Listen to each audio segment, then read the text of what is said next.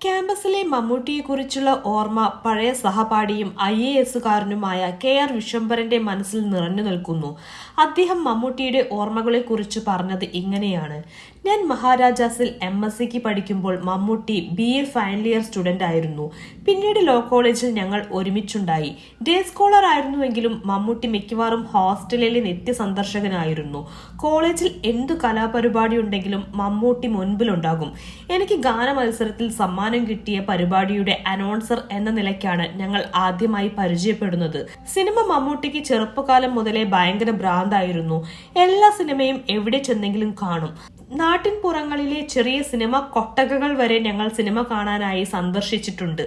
ആധുനിക സിനിമ കാണാനുള്ള അവസരങ്ങൾ അന്ന് കുറവായിരുന്നു. ജനശക്തി ഫിലിം സൊസൈറ്റിയും കൊച്ചിൻ ഫിലിം സൊസൈറ്റിയും ഒരുക്കുന്ന അവസരങ്ങളിൽ സത്യജിത് റായുടെയും മൃണാൾ സെന്നിന്റെയും ഋത്തിക് ഘട്ടക്കിന്റെയും സിനിമകൾ കാണാൻ മമ്മൂട്ടിക്ക് ഭയങ്കര ആവേശമായിരുന്നു. ഞങ്ങൾ കോളേജ് വിട്ട ശേഷവും സാംസ്കാരിക രംഗത്ത് സജീവമായിരുന്നു.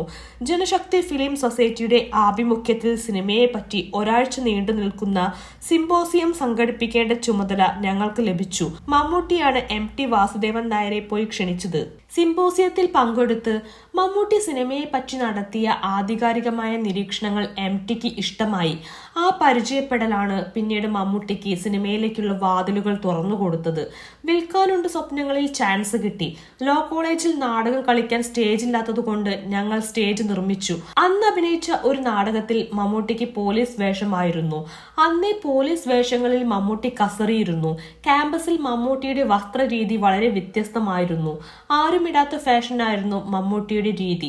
സിനിമയിൽ ചെറിയ വേഷങ്ങൾ കിട്ടിയാൽ സ്വീകരിക്കേണ്ട എന്ന് ഞങ്ങൾ അന്നേ തീരുമാനമെടുത്തിരുന്നു. ആ തീരുമാനം നന്നായെന്ന് പിന്നീട് തോന്നിയിട്ടുണ്ട്. ഞങ്ങളുടെ കല്യാണം അടുത്തടുത്ത ദിവസങ്ങളിലാണ് കഴിഞ്ഞത്. ഞങ്ങൾ 4 പേരും, അതായത് ഞങ്ങളും ഭാര്യമാരും ചേർന്ന് രജനീകാന്തും കമലഹാസനും ഒരുമിച്ച് അഭിനയിക്കുന്ന ചിത്രം കാണാൻ ആവേശത്തോടെ പോയത് ഇന്നും ഓർക്കുന്നു.